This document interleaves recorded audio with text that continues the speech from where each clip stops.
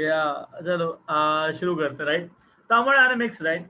हम लोगों ने लास्ट क्लास में I guess work work done calculation किया था right. Yes, sir. Okay, see the thing is now we have to start with the adiabatic process. ठीक है. Now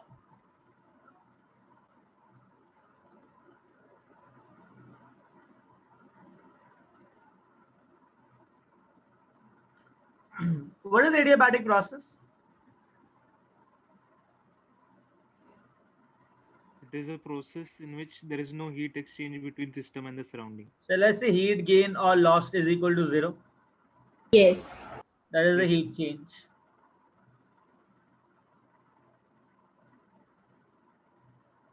Right? Now understand that we are calculating work done for reversible process or irreversible process.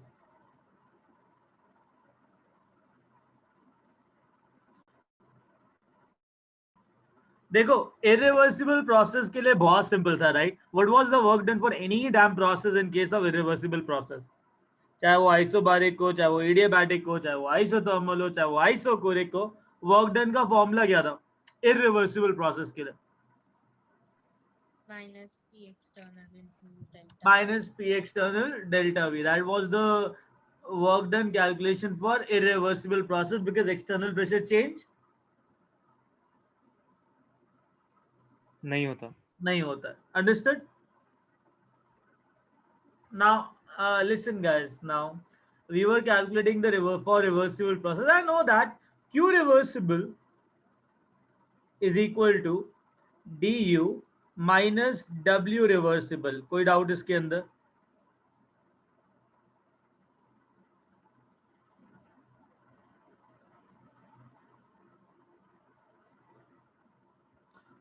इसके अंदर कोई doubt? Everyone? No, sir. Sir. अच्छा, जब Q reversible 0 है तो shall I say that change in internal energy will be equal to work done reversible in case of adiabatic process?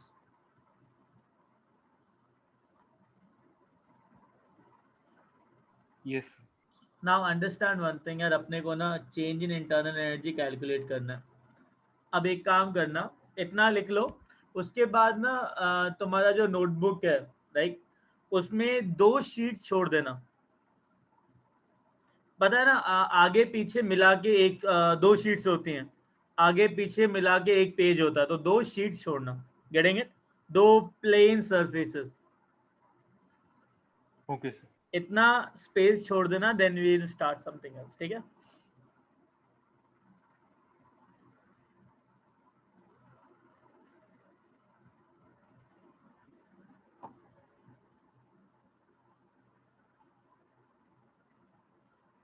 चले आगे. हाँ बेटा अनुष्का, 2 प्लेन सरफेसेस. अब मैं पेजेस बोलूं क्या बोलूं, मतलब 2 साइड्स छोड़ देना है ना, मतलब एक पेज 2 साइड्स. या चलो लिख लिया इतना एवरीवन? Yes, sir.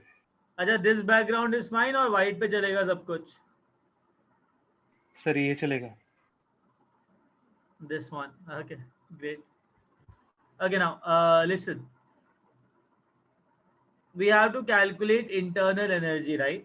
क्या कैलकुलेट करना है हमको? Internal energy. या नाउ हम एक काम कर रहे हैं, पहले ना इंटरनल एनर्जी का डेफिनेशन लिख रहे हैं.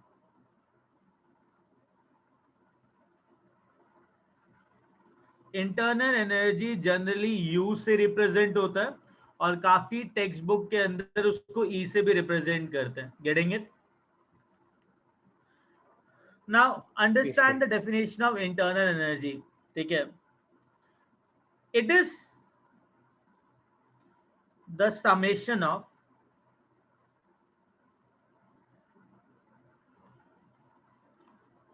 all the internal energies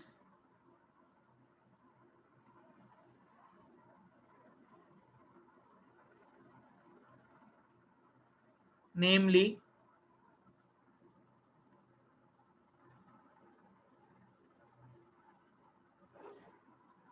kinetic energy plus potential energy, electrical energy,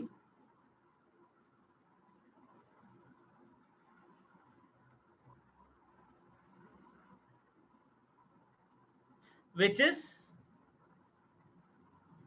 possessed by a system. In other words, it is the summation of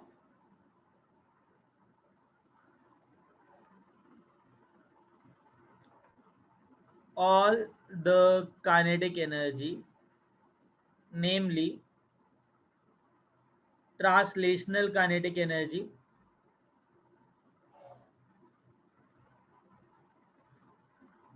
rotational kinetic energy, vibrational kinetic energy,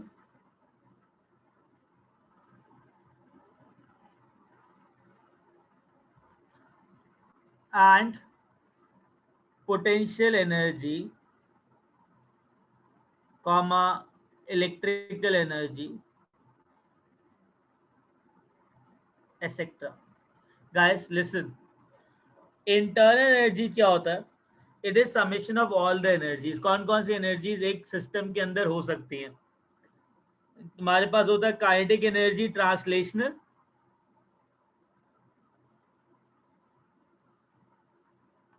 kinetic energy rotational,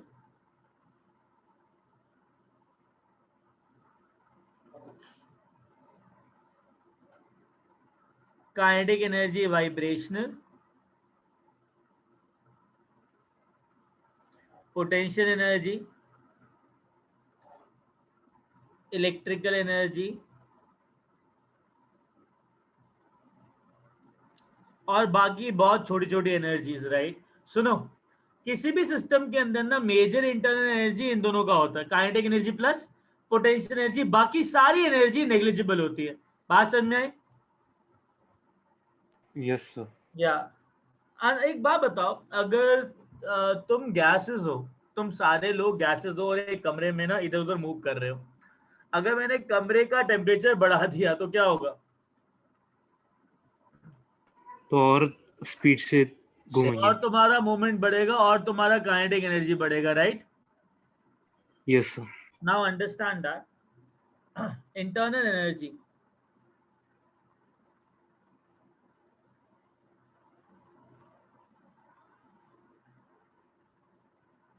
for a gas is function of number of moles of gas, temperature. Getting it? Number of moles पे depend करता है और temperature पे depend करता है. अगर number of moles पे depend करा तो अमाउंट बढ़ाऊंगा तो इंटरनल एनर्जी बढ़ेगी ही कम होगी? अगर एक गैस पार्टिकल मूव कर रहा है उसके बाद इंटरनल एनर्जी 1 जूल है, अगर 2 गैस पार्टिकल मूव करेंगे तो टोटल इंटरनल एनर्जी कितना आ जाएगा? 2 joules. सिंपल सी बात है. राइट? 2 जूल. मतलब जितने नंबर ऑफ पार्टिकल्स बढ़ेंगे इंटरनल एनर्जी बढ़ेगा ही कम होगा? बढ़ेगा. Very good. उसका क्या मतलब हुआ? Internal energy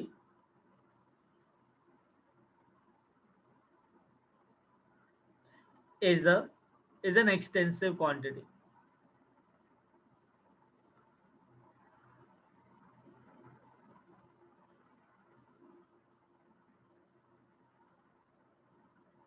Getting it? And जब वो टेम्परेचर पे डिपेंड कर रहा है तो टेम्परेचर क्या है?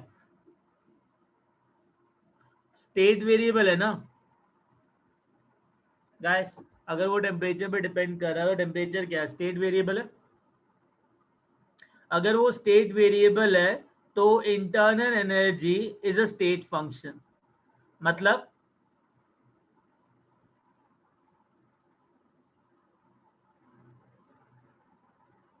सर आप ये number of moles of gases के बारे में क्या बोल रहे थे?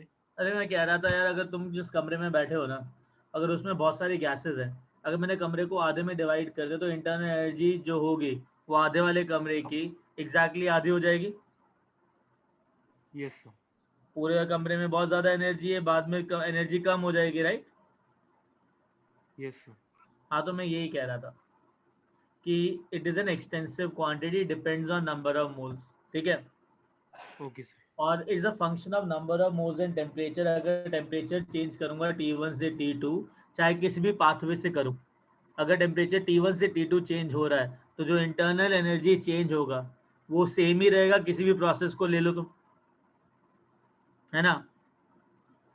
तो अगर वो Yes, sir. टेम्परेचर पे डिपेंड कर रहा है तो टेम्परेचर स्टेट वेरिएबल है। अगर वही टेम्परेचर चेंज में किसी भी अलग तरीके से लेके आऊं उस कंटेनर के अंदर, तो जो इंटरनल एनर्जी चेंज आएगा वो सेम आएगा। तो internal energy is a path function और स्टेट फंक्शन। State function. और एक और बात बताओ यार, ये सारी एनर्जीज बहुत, देखो काइनेटिक एनर्जी, पोटेंशियल एनर्जी होती है, ठीक है। इलेक्ट्रिकल एनर्जी का अमाउंट बहुत कम होता है, ग्रेविटेशन एनर्जी का अमाउंट और कम होता है। गेटिंग इट, जब अमाउंट कम होता जा रहा है, मैं ना इतने छोटे छोटे अमाउंट को कैलकुलेट नहीं कर सकता हूँ। तो एक बात बताओ, अगर मैं ये सारी चीजें कैलकुलेट नहीं कर सकता हूँ, क्या एब्सोल्यूट इंटरनल एनर्जी किसी भी सिस्टम का मैं कैलकुलेट कर सकता हूँ क्या? No, sir. पॉसिबली नहीं है. नहीं है। नहीं है। गेटिंग इट, तो लिख देते ना, एब्सोल्यूट इंटरनल एनर्जी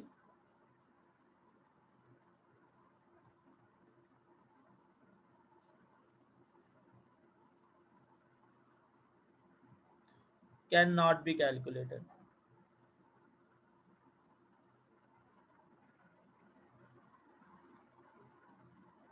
बट कितना गेन हुआ कितना लूज हुआ वो कैलकुलेट कर सकते, कितनी एनर्जी लूज करी कितनी एनर्जी गेन करी, that we can calculate. But internal energy change,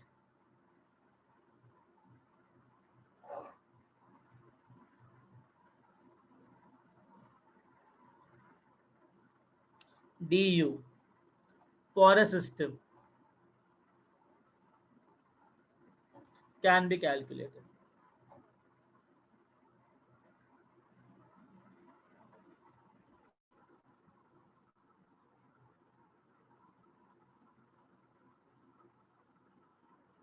guys इतना लिखो, Yes. Everyone. 1 minute, sir. Very good, रुक गए।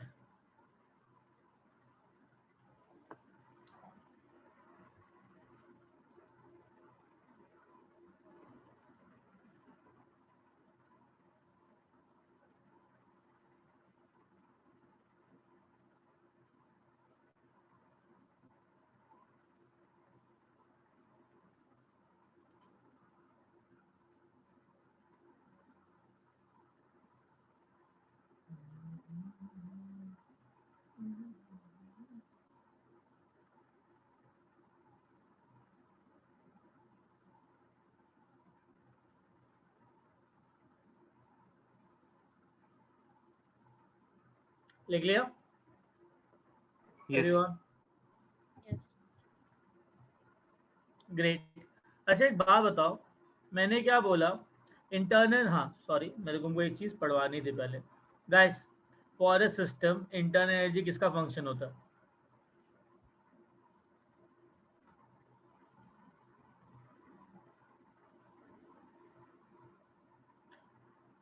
पढ़ो, किस किस का फंक्शन होता है? Number of moles of gas and temperature. Number of moles of gas and temperature. Temperature. Aditya, state का मतलब होता है कि अगर मैं ए से बी में कोई चेंज करवा रहा हूँ, ऐसे इसका टेम्परेचर T1 है, इसका टेम्परेचर T2 है, अगर मैं सी के थ्रू चेंज करवाऊँ या डी के थ्रू चेंज करवाऊँ, ई के थ्रू चेंज करवाऊँ, तो फाइनली ए से बी बन रहा है ना। जो इंटरनल एनर्जी चेंज यहाँ आएगा वही इंटरनल एनर्जी चेंज यहाँ आएगा, वही इंटरनल एनर्जी चेंज यहाँ आएगा। मतलब किसी भी प्रोसेस या पाथ पे वो डिपेंड नहीं करता। जब इनिशियल स्टेट और फाइनल स्टेट सेम है तो इंटरनल एनर्जी चेंज हर एक जगह पे और हर एक प्रोसेस में क्या रहेगा? सेम। या मैं भी यही कह रहा हूँ, तो इसलिए इसको स्टेट फंक्शन बोलते हैं। Getting it? अच्छा मेरी बात सुनो, फाइन, मेरी बात सुनो। ये तुम्हारा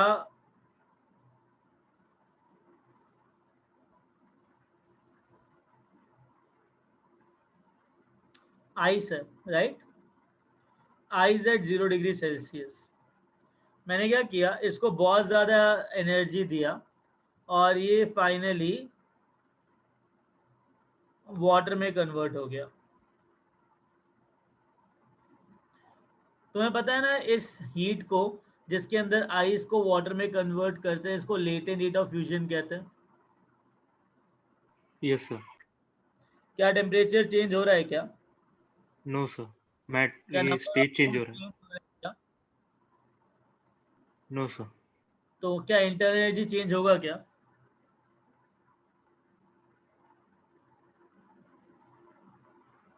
क्या वाटर का इंटरनल एनर्जी आइस के इंटरनल एनर्जी जितना ही होगा? सोच के बताओ मॉलिक्यूल्स के बारे में कि क्या दोनों के एनर्जी कंटेंट सेम होगा कि अलग अलग होगा, आइस का एनर्जी कंटेंट और वाटर का एनर्जी कंटेंट। अलग अलग है। एग्जैक्टली यहाँ के जो मॉलिक्यूल्स हैं बहुत फास्ट, मतलब यहाँ पे अट्रैक्शन कम है, राइट? टेम्परेचर सेम है मान लिया। पता है क्या, जब भी फेस ट्रांसफॉर्मेशन होता है ना, तो काइनेटिक एनर्जी जो है वो सेम रहती है,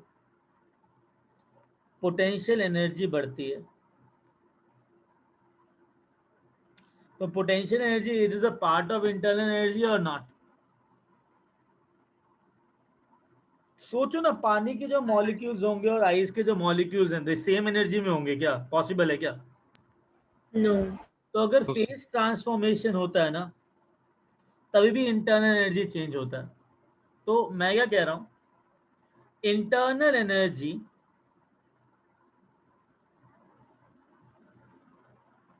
is a function of number of moles, temperature and face of a system. अभी ठीक है statement? Final statement? Yes, sir. अभी किसी को कोई डाउट इंटरनल एनर्जी को लेके? एक बात बताओ, for ideal gas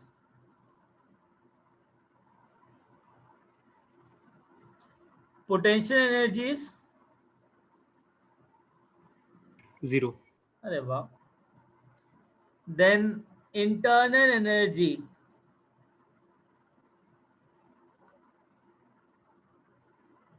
will be purely kinetic in nature,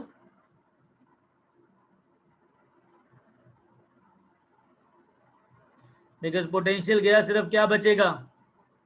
Kinetic energy. कोई डाउट इसके अंदर? No, sir. No, sir. चले आगे गाइस, Yes. इतना लिख लिया?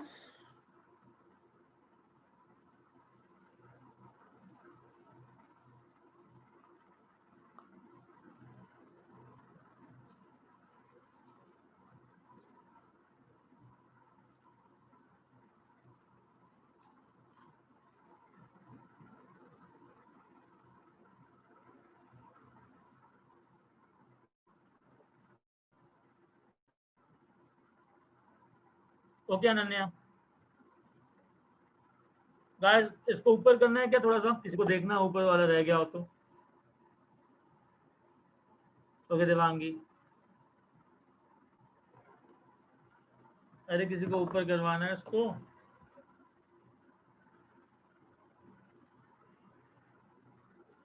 ओके श्रेया,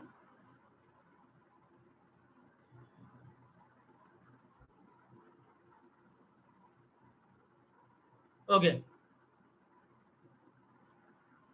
चलो एक काम करते हैं, इन डेप्थ जाते हैं, है ना?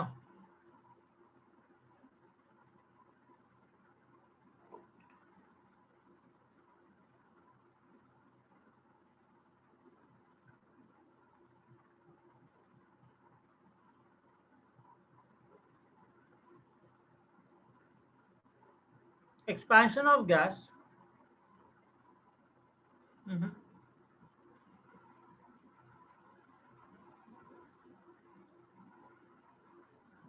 analysis of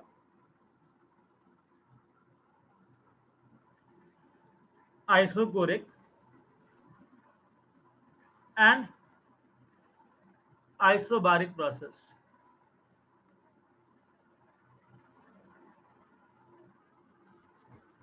sir actually disconnect हो गया था, वो प्योरली काइनेटिक इन नेचर के बाद क्या हुआ था?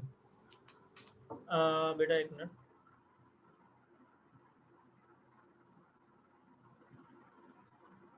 हाँ मैंने कहा जब आइडियल गैस के अंदर पोटेंशियल एनर्जी होती नहीं है और मेनली जो काइनेटिक इंटरनल एनर्जी चेंज होती है, इंटरनल एनर्जी होती है वो काइनेटिक होती है, तो जब पोटेंशियल एनर्जी को जीरो कर दोगे तो आइडियल गैस का जो एनर्जी बचेगा वो सिर्फ काइनेटिक ही बचेगा ना।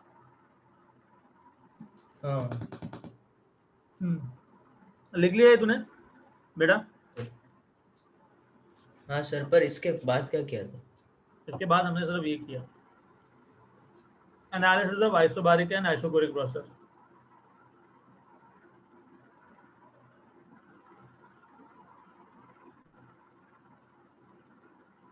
ये स्टार्ट करना है, स्टार्ट करें एवरीवन? Yes, sir. ओके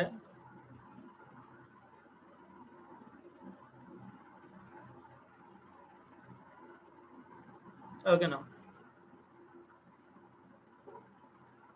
यहाँ पे आइसोकोरिक प्रोसेस लेते हैं।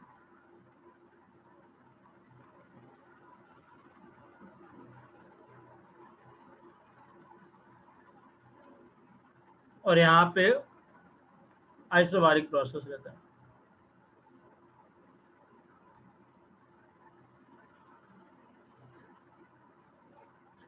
मैंने क्या किया, यहाँ पे एक कंटेनर लिया,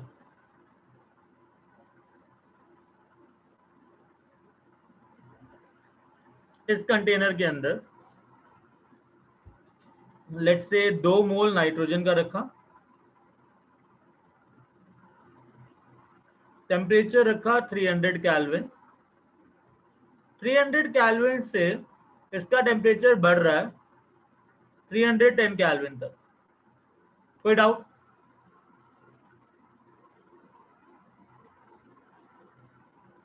वॉल्यूम कांस्टेंट है। मैंने क्या किया, इस कंटेनर को जितना भी हीट प्रोवाइड किया जाएगा कांस्टेंट वॉल्यूम पे, इसको हीट एट कांस्टेंट वॉल्यूम बोलूंगा।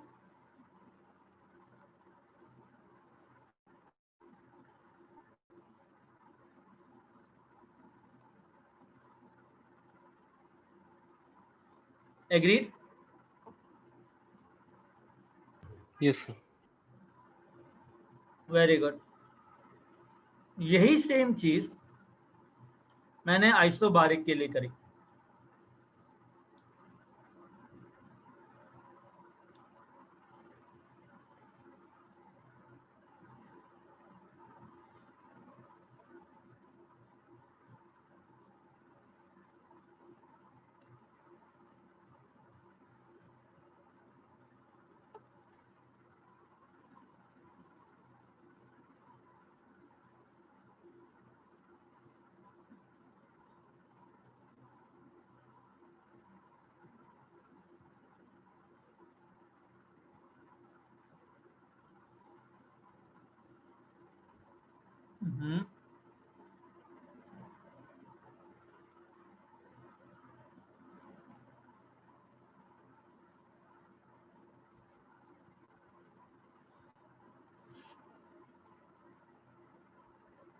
सेम कंटेनर के अंदर मैंने 2 मोल लिया नाइट्रोजन का, जिसका टेम्परेचर इनिशियली 300 केल्विन था, फाइनली 310 केल्विन हुआ। यहाँ पे जो एक्सटर्नल प्रेशर है और प्रेशर है वो कांस्टेंट है, एक्सटर्नल प्रेशर भी कांस्टेंट है और प्रेशर भी कांस्टेंट है। कोई डाउट इसके अंदर? No, अब sir. मैं क्या कर रहा हूँ, इस प्रोसेस को जब मैं हीट प्रोवाइड करूंगा, this the heat provided constant pressure, तो इसको क्यूपी बोलूं।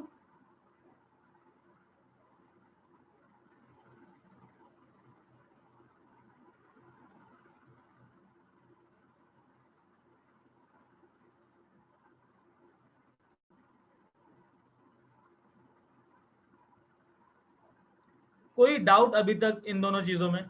इसका वॉल्यूम लेट्स से V1 से V2 तक चेंज हुआ, कोई डाउट इस इन दोनों प्रोसेस के अंदर अभी तक? समझ में आया क्या किया? कांस्टेंट वॉल्यूम Yes, पे sir. गैस को हीट किया और यहाँ पे भी कांस्टेंट प्रेशर पे गैस को हीट किया, राइट? अब एक चीज सुनो, जो हीट मैं यहाँ पे दे रहा हूं वो क्या कर रहा है? क्या एक्सपेंशन कॉन्ट्रैक्शन हो रहा है या कांस्टेंट वॉल्यूम पे? No, sir. Constant volume. अगर वॉल्यूम कांस्टेंट है, dv जीरो है, तो शैल आई से वर्क डन जीरो होगा इधर, बिकॉज ना तो एक्सपेंशन हो रहा है ना तो कॉन्ट्रैक्शन हो रहा है। अगर एक्सपेंशन हो रहा होता तो गैस काम कर रही होती, अगर कॉन्ट्रैक्शन हो रहा था मैं गैस पे काम कर रहा था, एग्रीड? यहाँ पे वॉल्यूम कांस्टेंट है, तो कोई काम हो रहा है क्या इधर? No, sir. तो यहाँ पे जितनी भी हीट दी जा रही है, वो देखो हीट दो ही काम करती है, या तो इंटरनल एनर्जी बढ़ाती है या तो कोई काम करती है, वर्क करता है, एक्सपेंशन होता है। मैंने जब हीट दिया यहाँ पे, ये हीट देने के बाद काम तो हो नहीं रहा, ये पूरी हीट क्या करेगी? जब ये हीट काम नहीं कर रही है तो हीट यही चीज एब्जॉर्ब कर रही है, तो ये चीज एब्जॉर्ब करने के बाद इस गैस का क्या होगा? ये हीट एब्जॉर्ब करने के बाद Kinetic energy बढ़ेगी. इंटरनल एनर्जी बढ़ेगी। क्या बोलेंगे हम लोग? Internal energy. Internal energy. तो shall I say that QV is equal to DU minus W. W होता है तुम्हारा minus of PdV, agreed? Yes, sir. अब PdV dV जीरो है तो वर्क डन कितना हो गया? तो shall I say that QV is equal to DU.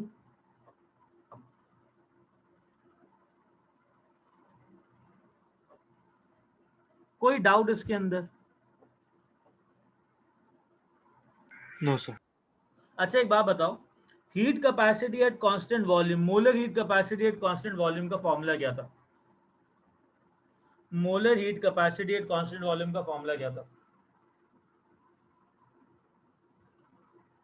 Heat supplied at constant volume per mole to increase the temperature by 1 kelvin, agreed?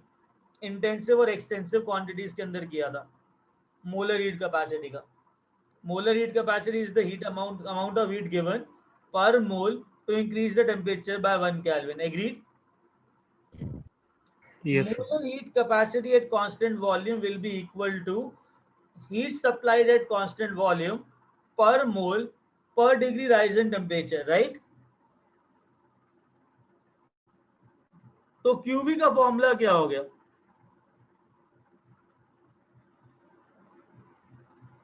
कोई doubt? No, sir. From 1 and 2 क्या निकला तुम्हारा? सर ये CV क्या है? बेटा ये molar heat capacity at constant volume है। अगर याद हो तुमको तो हम लोगों ने एक चीज करी थी, molar heat capacity is equal to the amount of heat given per mole to increase the temperature by 1 Kelvin, right? Molar heat capacity at constant volume will be equal to the amount of heat given at constant volume per mole of a gas to increase the temperature by 1 Kelvin. हाँ हाँ, तो एक बार ये भी बता दो, molar heat capacity at constant pressure क्या होगा?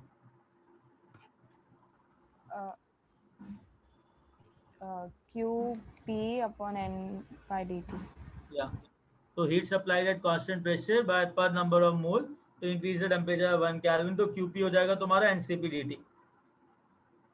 गाइस इतना समझ में आया? Yes, sir. और QV Yes, हो जाएगा एनसीवी dt, और Q का फॉर्मूला होता है जनरली NCDT। अगर ये QV है तो ये CV हो जाएगा, अगर ये QP है तो ये CP हो जाएगा। कोई डाउट? No. नहीं। No, sir. समझ में आ गया सबको? Yes, sir.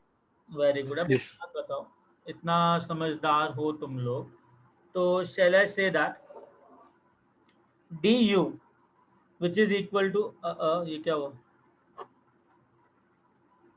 ये कहाँ गया? रुको एक minute.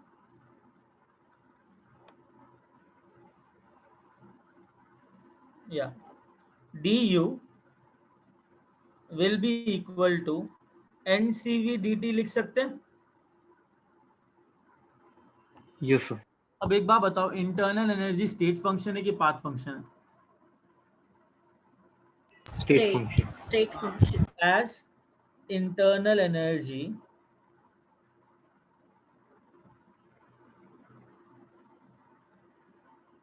is a state function,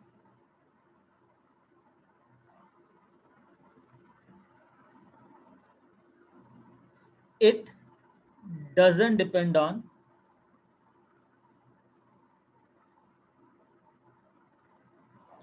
path slash process. Agreed? If du in isochoric process is ncv dt, then in any damp process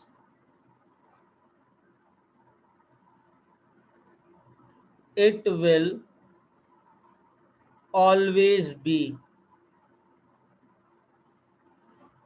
NCV dt. इस स्टेटमेंट के अंदर कोई प्रॉब्लम है तो मुझे बताओ कि अगर एक प्रोसेस के अंदर internal energy change NCV dt आया तो हर एक प्रोसेस के अंदर इंटरनल एनर्जी चेंज का फॉर्मूला एनसीवी dt ही होना चाहिए, क्योंकि वो स्टेट फंक्शन है, पाथ पे डिपेंड नहीं करता. एग्रीड? Yes, sir. चाहे कोई भी प्रोसेस हो एनसीवी dt ही लिखेंगे. तो आज के बाद ये याद रखना, कोई तुमसे पूछे what is du for any gases process, तो क्या बोलोगे? du is always equal to NCV dt. Getting my point everyone? ये क्लियर हुआ? Yes, sir. Yes, sir. Very good. अब एक बात बताओ, हम बात करते हैं आइसोबारिक प्रोसेस की. ठीक है, या 2 मोल नाइट्रोजन है, टेम्परेचर 300 केल्विन से 310 केल्विन हुआ. यहाँ पे भी 2 मोल नाइट्रोजन है, टेम्परेचर 300 केल्विन से 310 केल्विन पे हुआ. Number of moles change in temperature same है, number of moles change in temperature same है. जब चेंज इन टेम्परेचर सेम है, internal energy is depending on temperature alone and number of moles alone. जब number of moles और change in temperature same है, तो यहाँ पे जो इंटरनल एनर्जी चेंज हो रहा है और यहाँ पे जो इंटरनल एनर्जी चेंज हो रहा है, सेम है कि अलग अलग है? Same है. बात समझ में आई? Yes. अच्छा, यहाँ पे जो मैंने heat supplied at constant pressure किया, ये टेम्परेचर भी बढ़ा रहा है, मतलब इंटरनल एनर्जी भी बढ़ा रहा है. उसके अलावा ये एक्सटर्नल प्रेशर को धक्का भी दे रहा है, मतलब काम भी कर रहा है. तो ये जो हीट दी गई है इसको, ये 2 काम कर रही है. एक तो इंटरनल एनर्जी इंटरनल एनर्जी बढ़ा रही है, दूसरा काम भी कर रही है. इंटरनल एनर्जी चेंज जितना यहाँ पे हुआ उतना ही यहाँ पे हुआ. तो मुझे एक बात बताओ, क्यूवी और क्यूपी में से ज्यादा बड़ा कौन सा? Okay. कौन सा बड़ा?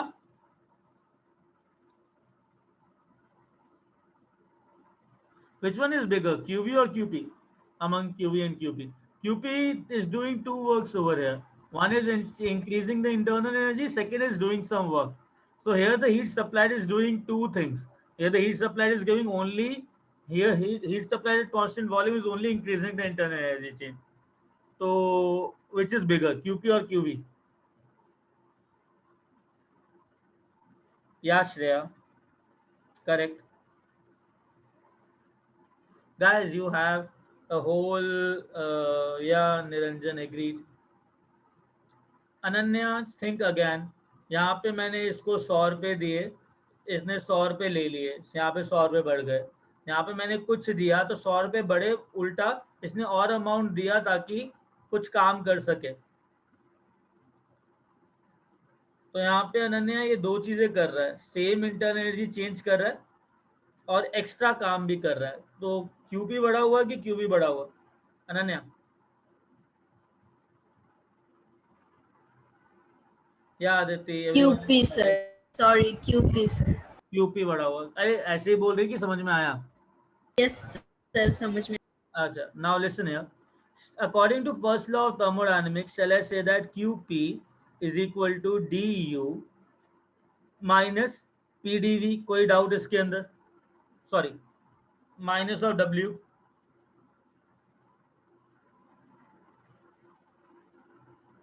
According to first law of thermodynamics, W क्या होता है? Minus of PdV, right? तो माइनस W क्या हो जाएगा? QP will be equal to DU plus PdV। कोई डाउट इसके अंदर?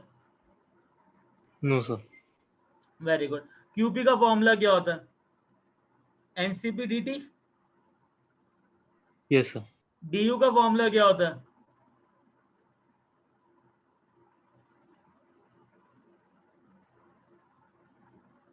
DU का फॉर्मूला क्या होता है? NCVDT. NCV dt plus PdV। Agreed? मैंने क्या कहा था? DU चाहे कोई भी प्रोसेस हो, उसका आज के बाद फॉर्मूला होगा NCV dt, राइट? Yes. अच्छा एक बात बताओ, प्रेशर कांस्टेंट है, नंबर ऑफ मोल्स कांस्टेंट है, तो अगर PV is equal to NRT लूं, प्रेशर कांस्टेंट है, नंबर ऑफ मोल्स कांस्टेंट है, R कांस्टेंट है, राइट? तो shall I say that P of dV is equal to NR dt?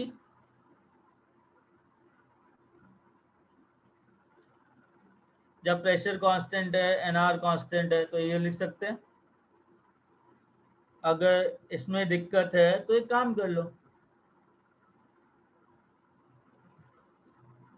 V को NR/P लिख लो, इंटू T लिख लो। dV/dt क्या होगा जब ये कांस्टेंट है? तो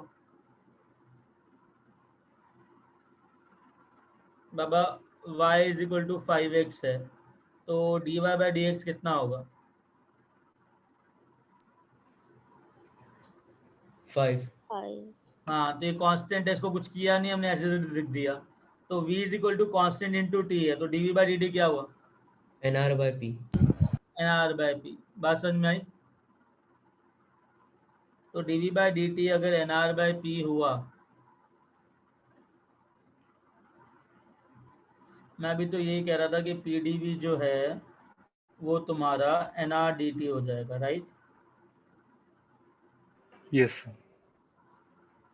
Because every other thing is constant. Agreed? Yes, sir. अब PdV को यहाँ पे पुट कर सकते हैं। Yes, sir. तो let's say this is statement 3, this is statement 4। From 3 and 4 क्या होगा?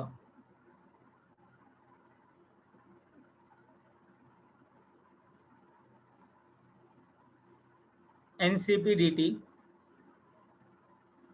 is equal to NCV dt plus NR dt। n गया, dt dt dt गया, CP is equal to CV plus R। Getting it? Yes, sir. In other words एक relationship निकला CP and CV में, molar heat capacity at constant pressure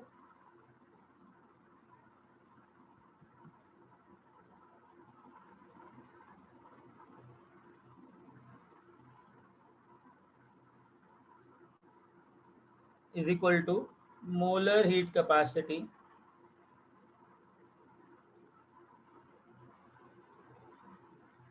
at constant volume plus real gas constant R। देखो यार, अगर ये joules में लिया, ये जूल्स में लिया, तो R की वैल्यू 8.31 जूल्स लोगे। अगर ये कैलोरी में लिया, ये कैलोरीज में लिया, तो R की वैल्यू 2 कैलोरीज लोगे। अगर ये लीटर ATM में लिया, ये लीटर ATM में लिया, तो 0.0821 लीटर ATM लोगे। Getting it?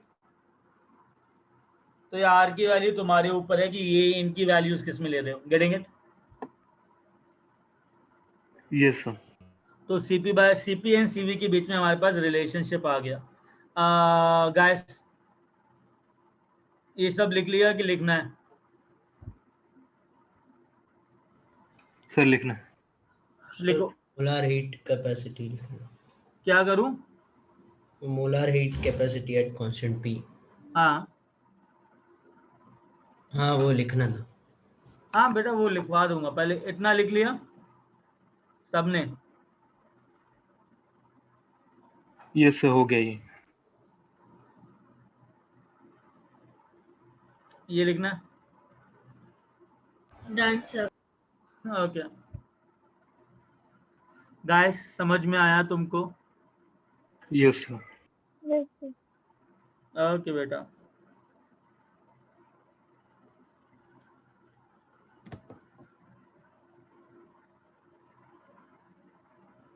या Ananya,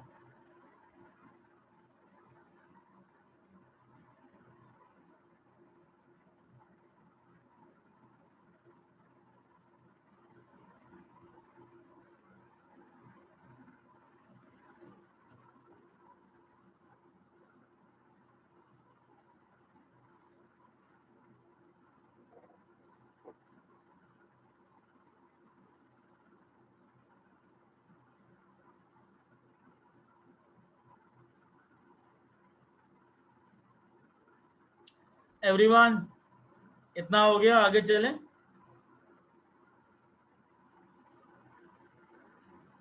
yes sir.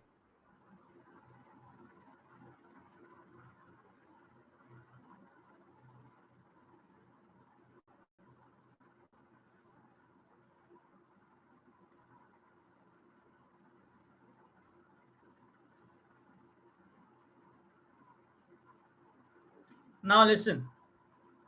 Next topic is law of equipartition of energy.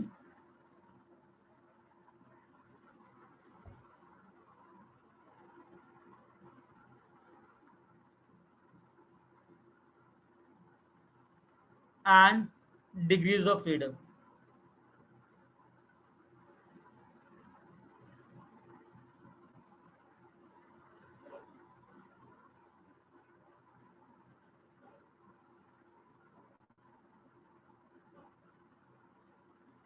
बहुत सिंपल टॉपिक है, बहुत ज्यादा सिंपल टॉपिक है, ठीक है? लेके आते हैं इसको भी।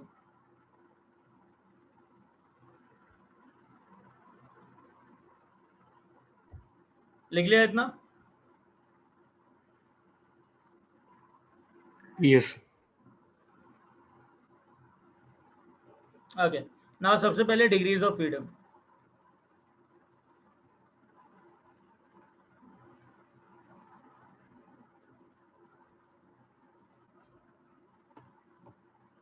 डिग्री ऑफ फ्रीडम क्या है?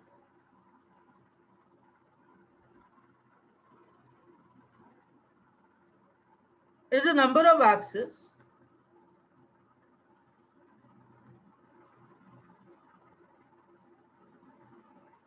by which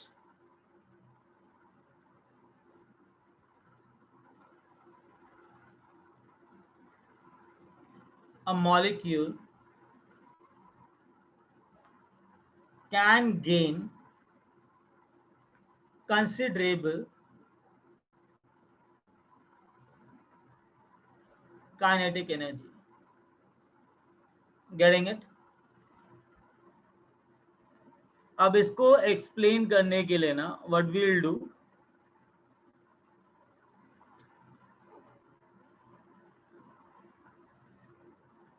देखो भाई, मेरे पास कुछ मॉलिक्यूल है, ठीक है? तो nature of gas molecule,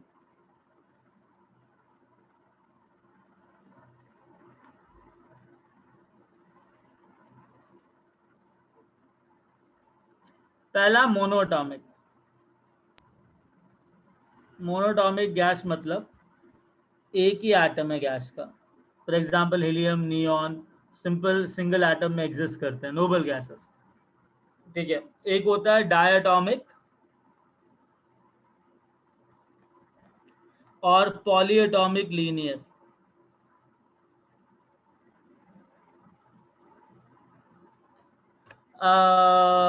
diatomic मतलब फ्लोरीन ले लो, क्लोरीन ले लो, नाइट्रोजन ले लो, दो एटम है एक मॉलिक्यूल के अंदर। जब दो एटम है तो सिंपली फ्लोरीन दूसरे फ्लोरीन के साथ बॉन्डेड है by with the help of a covalent bond. अगर पॉलीएटॉमिक लीनियर लेना है तो एग्जांपल कार्बन डाइऑक्साइड ले लो, इसके अंदर 2 से ज्यादा एटम है तो पॉलीएटॉमिक हो गया। लीनियर मतलब सीधा, मतलब स्ट्रेट शेप है।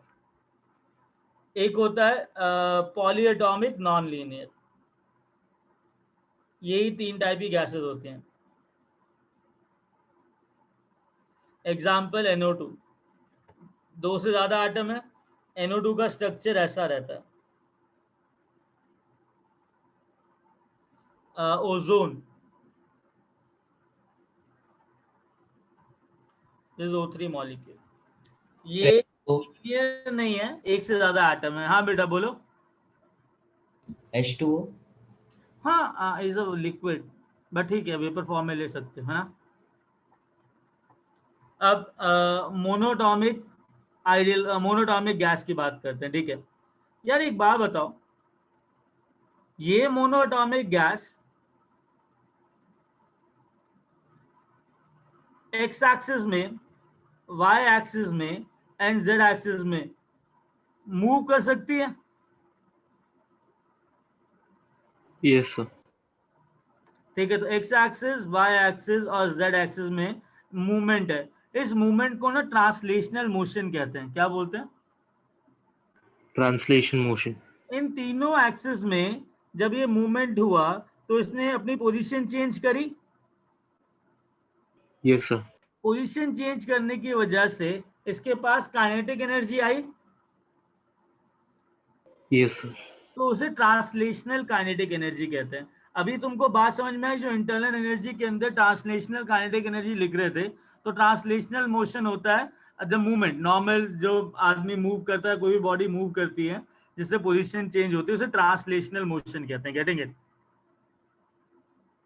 Yes, sir. तो इन तीनों एक्सिस में अगर ट्रांसलेशन मोशन हुआ, ये मॉलिक्यूल मूव कर रहा है, तो ये तीनों एक्सिस में इसको काइनेटिक एनर्जी मिल रही है ना। तो Yes, sir. Translational degree of freedom इसके अंदर 3 हुआ, तीनों एक्सिस में इसको काइनेटिक एनर्जी मिल रही है। कोई डाउट?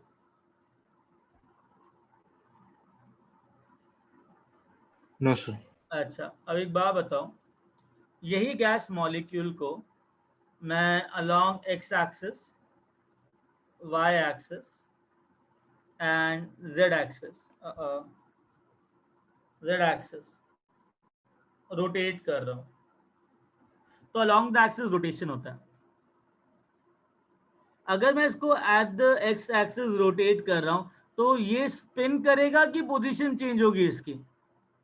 एवरीवन, क्या ये उसी पोजीशन पे स्पिन करेगा या इसका अपना पोजीशन चेंज हो रहा है?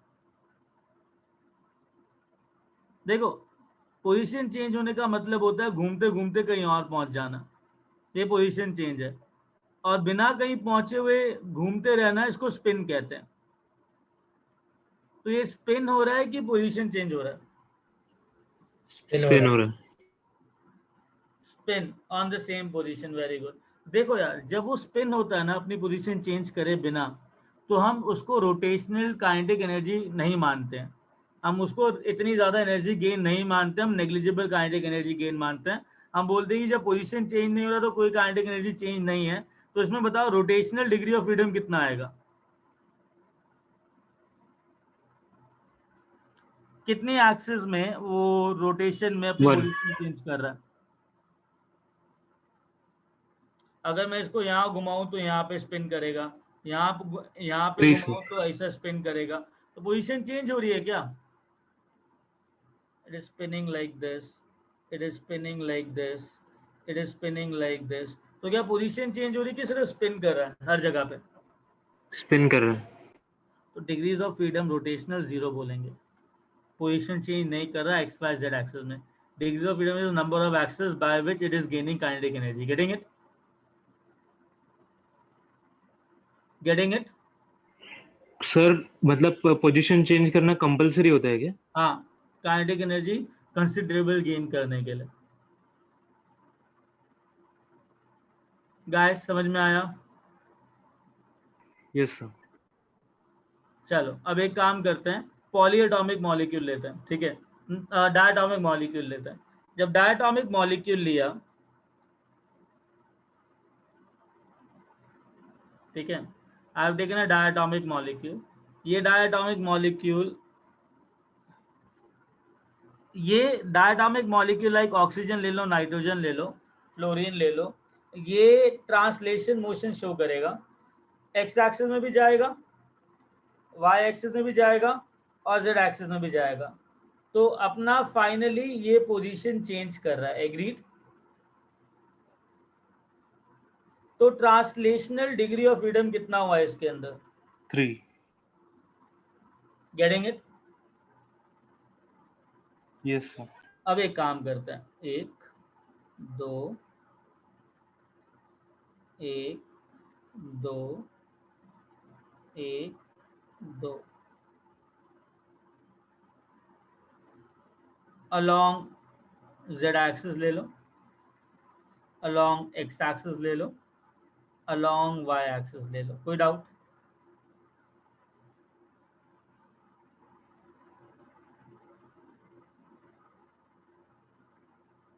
अगर मैं इसको इसके अलोंग मूव करूं, जेड एक्सिस के अलोंग मूव करूं, तो क्या पोजीशन ऑफ एटम चेंज हो रही है कि नहीं हो रही है? हो रही है। ये यहाँ पहुंच जाएगा, ये यहाँ पहुंचता रहेगा और ये घूमते रहेंगे। Getting it? तो पोजीशन चेंज हो रही है, राइट? Yes, sir. अगर इसको मैं एक्स एक्सिस के अलोंग मूव करूं तो क्या पोजीशन चेंज करेंगे, सिर्फ स्पिन करेंगे? Spin करेंगे. स्पिन करेंगे, सिर्फ स्पिन कर रहे हैं। अगर वाई एक्सिस के अलोंग मूव करूं तो इनकी पोजीशन क्या होगी? इतनी एक्सिस के अलोंग इसको रोटेशनल काइनेटिक एनर्जी मिल रही है, 2. Rotational degree of freedom. 2. या गेटिंग इट?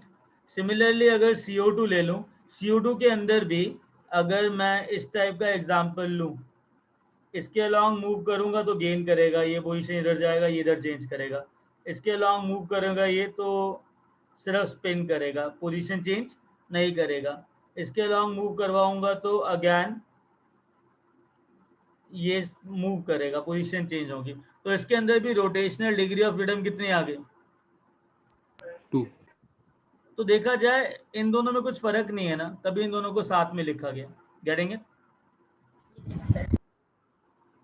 तो ट्रांसलेशनल 3, रोटेशनल 2। अब पॉलीएटॉमिक नॉन लीनियर ले लो। पॉलीएटॉमिक नॉन लीनियर के अंदर अगर तुम्हारे पास ये गैस, ये मॉलिक्यूल है, तो ये एक्स एक्सिस में भी मूव कर सकता है, वाई में भी मूव कर सकता है और जेड एक्सिस में भी मूव कर सकता है। एग्रीड? तो ट्रांसलेशनल डिग्री ऑफ फ्रीडम कितना हुआ? वो तो हमेशा कितना ही रहेगा, 3। 3. बट इस केस के अंदर हुआ क्या, अगर सपोज करो तुम्हारे पास पॉलीएटॉमिक नॉन लीनियर है,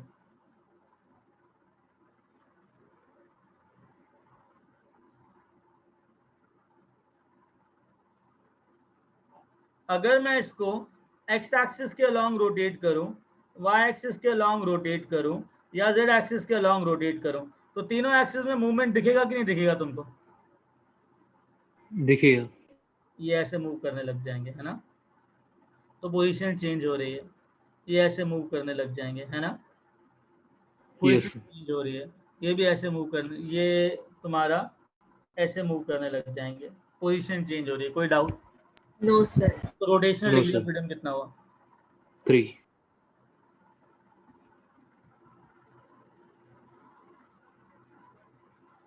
कोई डाउट इसके अंदर गैस?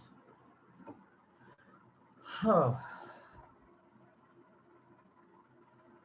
अभी तुम लिख लो इसको, है ना?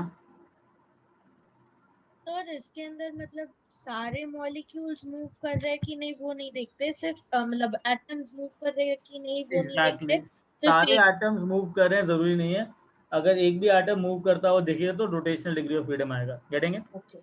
हाँ, okay. I understood your question.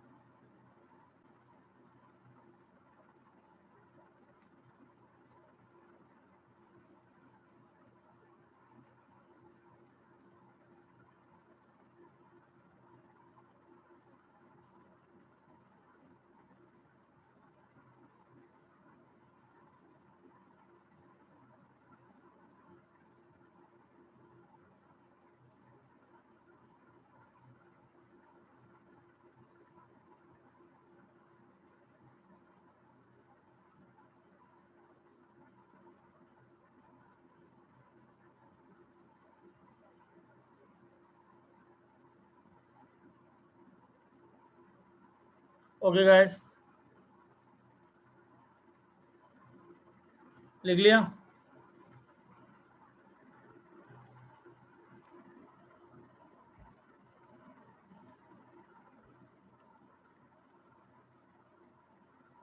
बेटा बना लिया ये सब?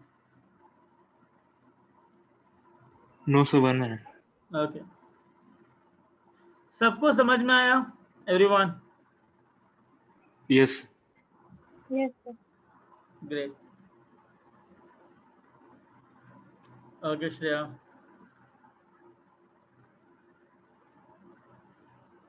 ओके शामिका,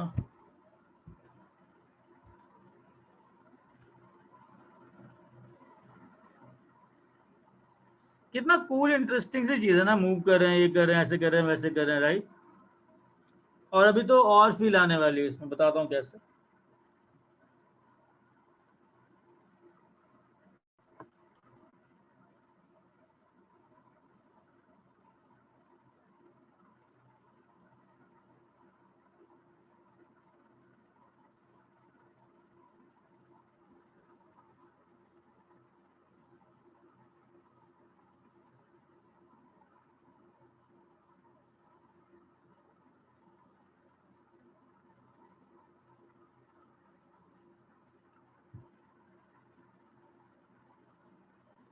लिख लिया इतना?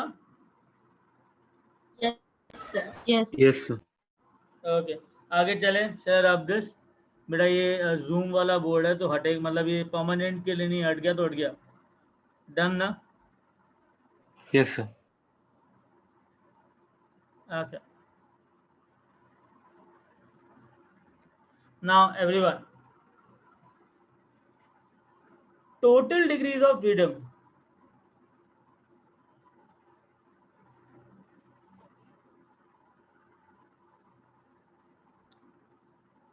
for a gas molecule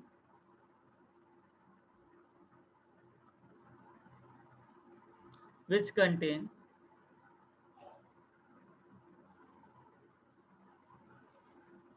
n number of atoms is equal to 3n, which is equal to rotational, translational plus vibrational. Getting it? अब वाइब्रेशनल डिग्री ऑफ फ्रीडम क्या होता है? सपोज करो दो मॉलिक्यूल हैं, वो आपस में ना कोवैलेंट बॉन्ड बना रहे हैं। ये बॉन्ड है ना, ये कोवैलेंट बॉन्ड, इस कोवैलेंट बॉन्ड को एक स्प्रिंग की तरह ट्रीट किया जाता है। किसकी तरह ट्रीट किया जाता है? स्प्रिंग। और इस स्प्रिंग के अराउंड ये मूवमेंट से, वाइब्रेशन से होगा क्या? एक पॉइंट पे दोनों पास आएंगे, स्प्रिंग कंप्रेस हो गया। एक पॉइंट पे दोनों दूर जाएंगे तो स्प्रिंग एक्सपैंड हो गया।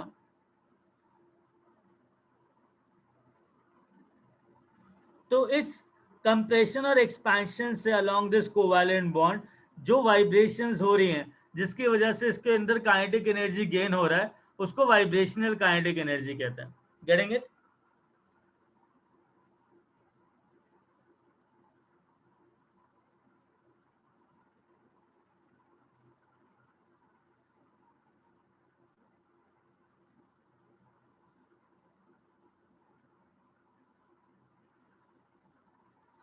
Getting it?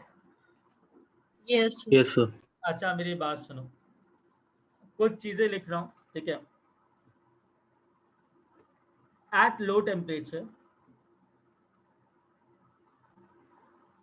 only translational degree of freedom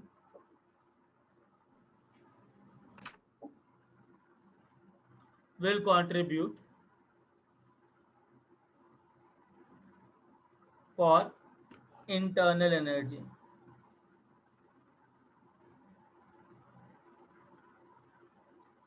At room temperature,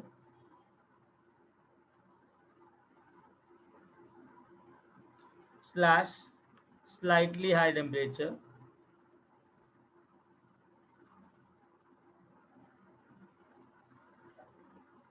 translational and rotational degree of freedom will contribute for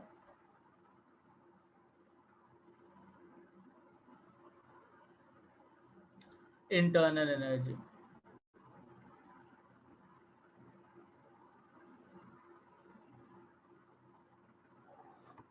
At high temperature,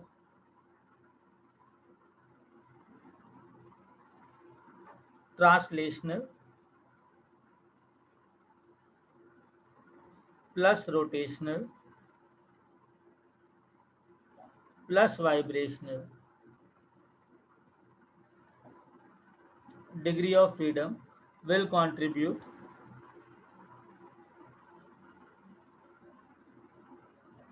for internal energy. Generally ये वाला पॉइंट हम लेते नहीं है because at very high temperature हमसे कभी पूछा जाता नहीं है, तो वाइब्रेशनल डिग्री ऑफ फ्रीडम तुम्हारे करिकुलम में नहीं है, बट खुदा ना खास्ता आ गया तो तुमको पता होना चाहिए. Getting it? Yes, sir. ये दोनों चीजें तुम्हारे करिकुलम में, तुम ट्रांसलेशनल प्लस रोटेशनल कंसिडर करोगे मोस्ट ऑफ द टाइम. जब तक at a very low temperature नहीं दिया हो. जब उन्होंने बोल दिया at a very low temperature, तो तुम क्या कौन सी डिग्री ऑफ फ्रीडम लोगे? Translation, rotational और vibrational. Very good, so proud of you. लिख लिया?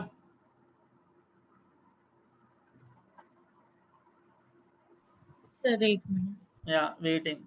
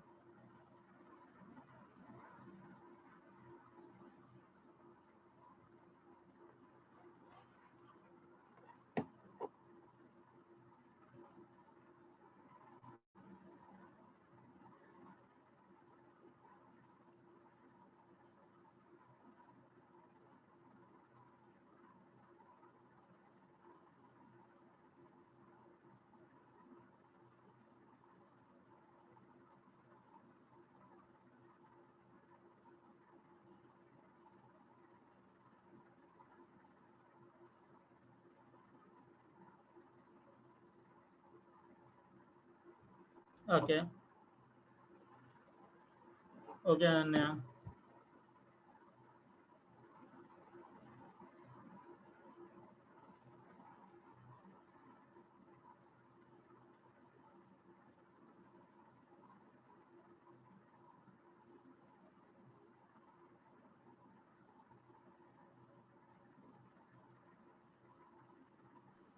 Sir done. ओके बेटा.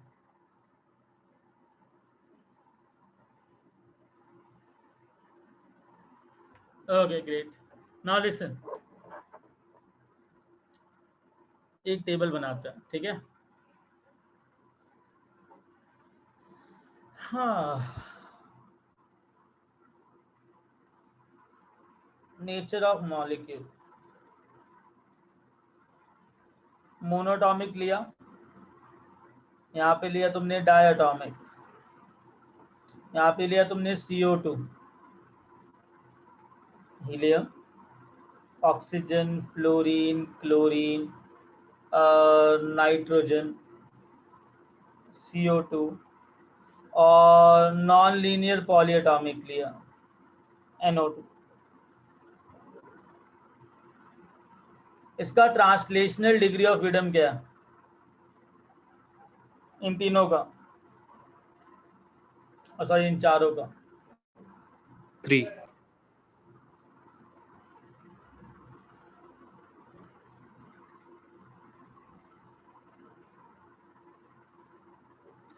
रोटेशनल क्या है इसका?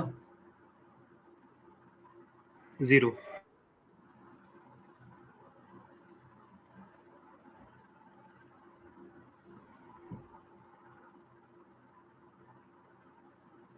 Zero, 2, 2, 3. 0, 2, 2, 3. एग्री? Sir, 0. रुको रुको रुको. टोटल डिग्री ऑफ फ्रीडम क्या होता है?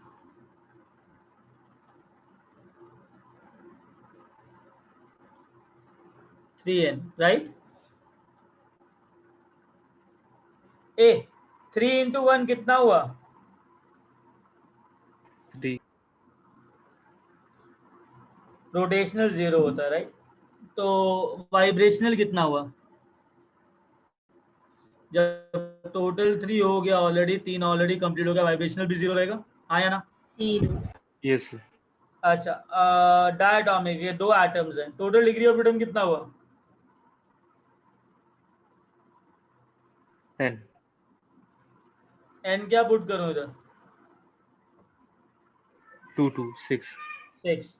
5 ये हैं, तो वाइब्रेशनल कितना हुआ? 1. इधर कितना है? 9. 9. टोटल कितना है ये? 5. 9 में से 5 गया तो बचा कितना? 4. टोटल कितना है? 9. बचा कितना? 3. एक आया, समझ में आया? Vibration Yes, degree sir. कैसे कैलकुलेट करोगे, इतना समझ में आया? Yes, sir. ओके, आगे चलें।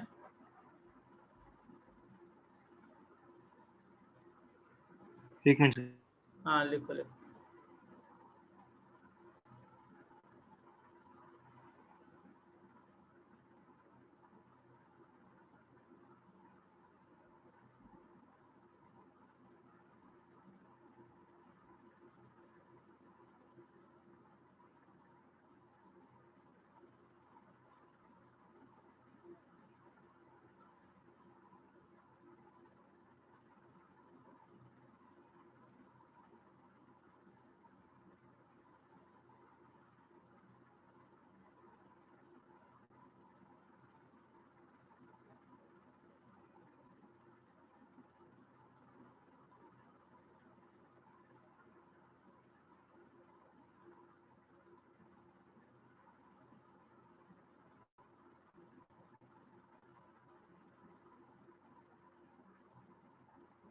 ओके खुशी, ए लिख लिया सबने, everyone?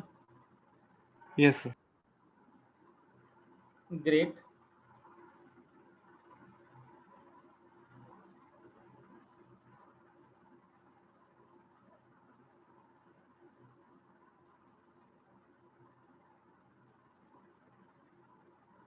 Now law of equipartition of energy. Equipartition of energy कहता क्या है?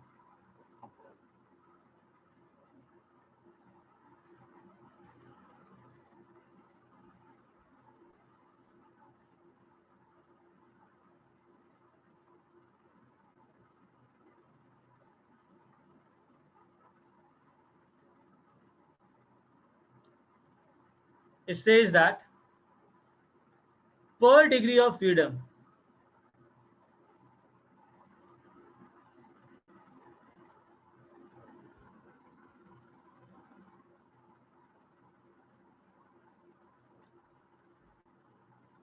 that is rotational plus translational, the internal energy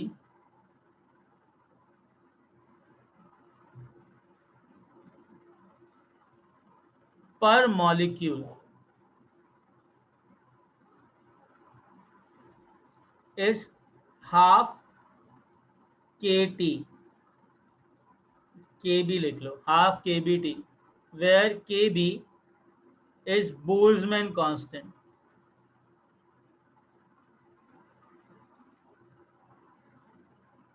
which is equal to R by Na, that is real gas constant by Avogadro number.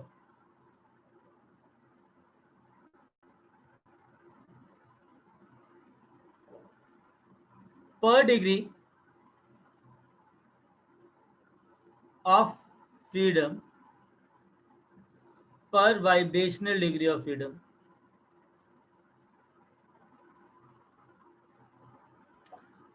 The internal energy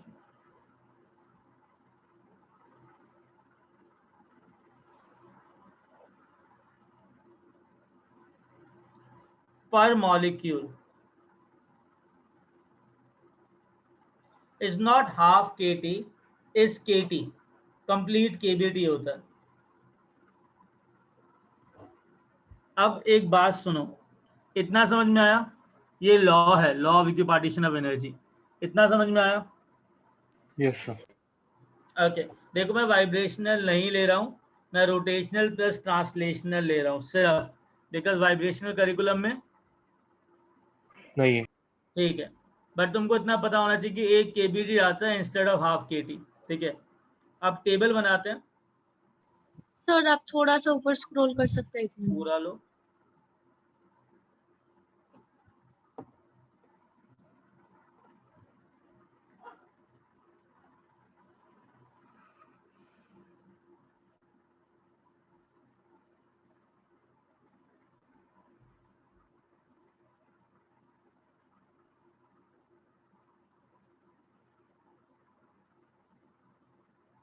बेटा लिख लिया?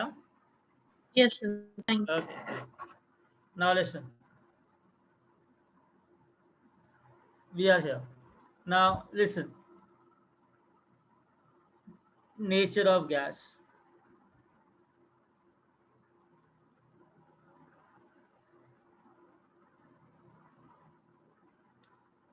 Monatomic,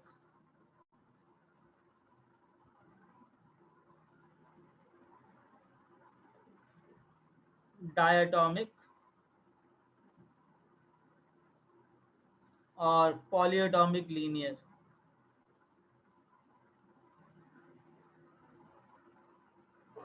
और polyatomic non-linear।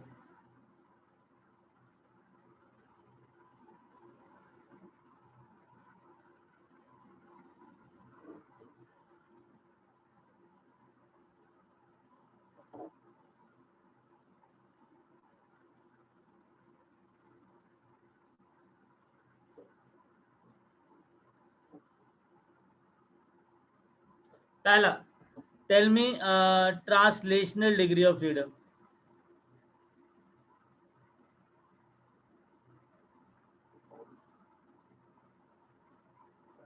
Monoatomic का कितना? 3. 3। Diatomic का? 3. और polyatomic non linear? 3. Rotational degree of freedom?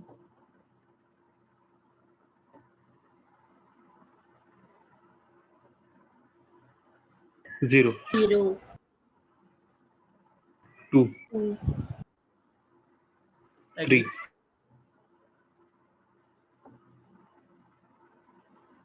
Translational plus rotational degree of freedom कितना आया? 3, 5, 5. 6. 6. Now according to law of equipartition of energy, internal energy per molecule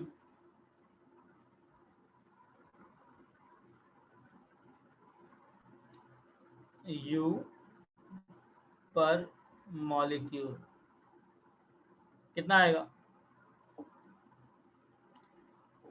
3 degree of freedom है, पर degree of freedom half kBT होता है। Yes, sir. 3 कितना हो जाएगा?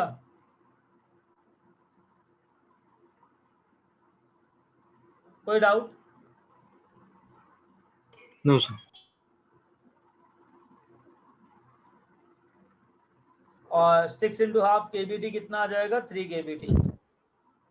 इतना समझ में आया? Yes, sir. ओके यार एक बात बताओ, इंटरनल एनर्जी चेंज क्या होगा जब टेम्परेचर पे डिपेंड कर रहा है, बाकी सब कांस्टेंट है, तो du कितना हो जाएगा?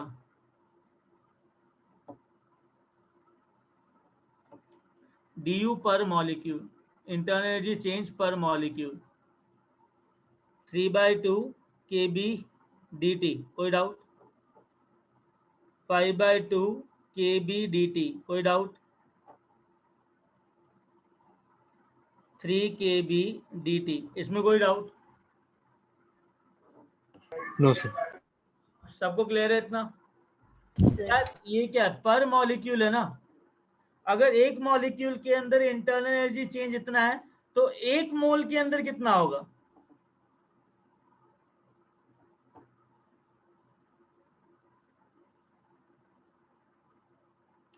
तो इस चीज को अवोगाड्रो नंबर से मल्टीप्लाई करूं, एक मॉलिक्यूल के अंदर इतनी एनर्जी, एक मोल के अंदर अवोगाड्रो नंबर ऑफ मॉलिक्यूल्स होंगे।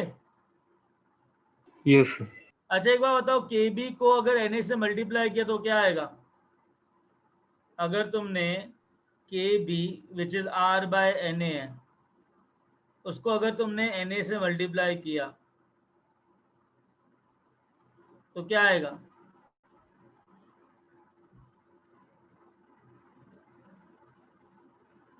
बेटा अगर एक मोल से मल्टीप्लाई किया तो क्या आएगा? केबी इंटू Na कितना हो जाएगा?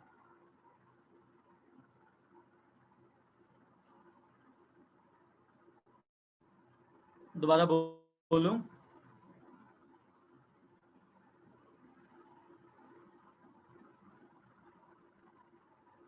हाँ या Shravani, KB into Avogadro number करना है, which is equal to R by Na into Avogadro number एक मोल के लिए। तो Na कट गया तो बचेगा क्या? ठीक है, अगर एक मॉलिक्यूल में 3/2 kbdt होता है तो पर मोल में कितना होगा? 3/2 kb का क्या हो जाएगा?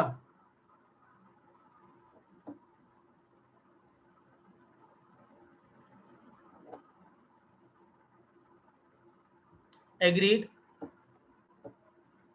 Yes, sir. ओके, अब मुझे एक बात बताओ, एक मोल के अंदर इतना, तो n मोल्स के अंदर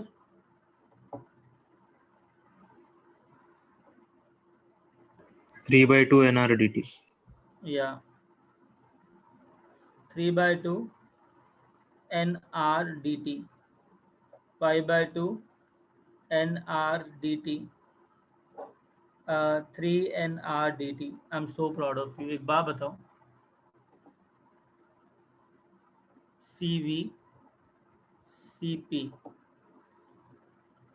और एक चीज होती है gamma which is equal to CP by CV, ठीक है, इसे पॉइजन्स रेशियो कहते हैं। बाद में बताऊंगा इसका मतलब क्या है, पहले बताओ DU का फॉर्मूला क्या था गाइस?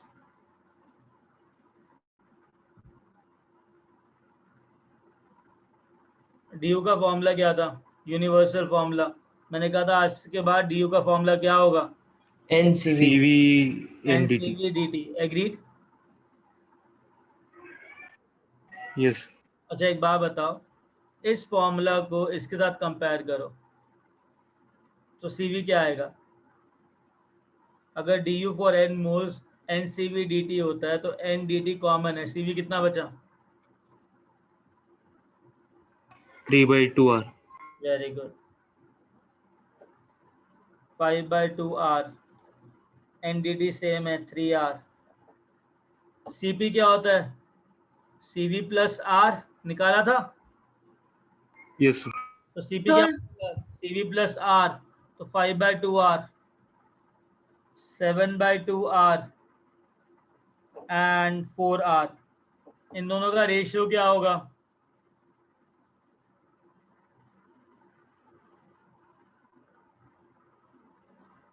1.66, 1.4, 1.33। गाइस समझ में आया? Yes, सर मैं yes, sir. डिस्कनेक्ट हो गई थी, तो आप ये फोर्थ DU से बोल सकते फिर से? हाँ बेटा एक बात बताओ, DU फॉर n मोल्स निकालना है, ठीक है? यहाँ से सर वो उसके पहले वाला। अच्छा एक बार बताओ, DU पर मॉलिक्यूल पता लग गया था, ठीक है? पर मोल के लिए मुझे अवोगाड्रो नंबर से मल्टीप्लाई करने पड़ेगा इसको। एक मॉलिक्यूल का इतना है तो एक मोल का कितना होगा इंटू Na करूंगा। हाँ तो अगर Kb को अवोगाड्रो नंबर से मल्टीप्लाई किया, Kb होता है R by Na into Na से Na क्या बचा क्या? हाँ तो Kb एक मोल के लिए R में कन्वर्ट हो जाएगा। हाँ तो वेरी गुड। अगर पर मॉलिक्यूल में 3/2 kbdt है, इसमें आ जाएगा 3/2 rdt पर मोल में। हाँ 5/2 kbdt, 5/2 rdt, 3 kbdt, 3 rdt। कोई डाउट? नहीं सर। फिर मैंने कहा कि इस चीज को ना प्लीज इसके साथ कंपेयर करो। DU का जो यूनिवर्सल फॉर्मूला हमने लिखा था थोड़ी देर पहले, that was du is equal to ncv dt, right? हाँ अगर du n मोल्स के लिए 3/2 nr dt आया है तो n dt जो है that is same, right? हाँ बट cv क्या होगा इस केस में? 3/2 r, 5/2 r and 3 okay r. Sir समझ Getting it? यस cp क्या होता है? cv प्लस r, तो प्लस r करोगे तो 5/2 r हो जाएगा, हाँ 7/2 r हो जाएगा और 4r हो जाएगा. 3r plus r 4r, right? हाँ गामा होता है cp/cv जिसको पॉइजन रेशियो कहते हैं. 5/2 r प्लस 3/2 r इज 5/3, हो जाएगा 7/5 and 4/3. Getting my point? Yes sir thank you sir हाँ, इसको लिख लो जल्दी से.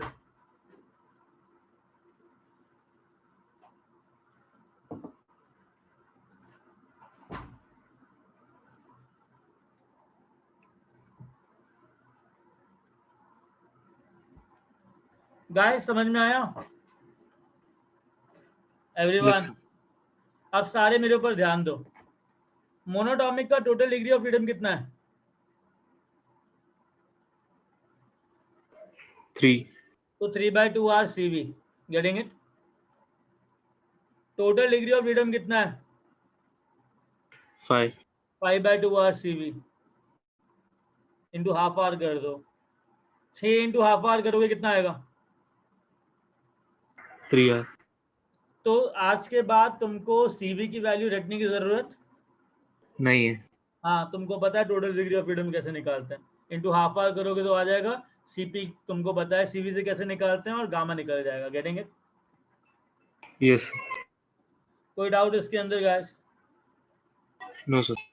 लिख लिया? 1 minute sir. या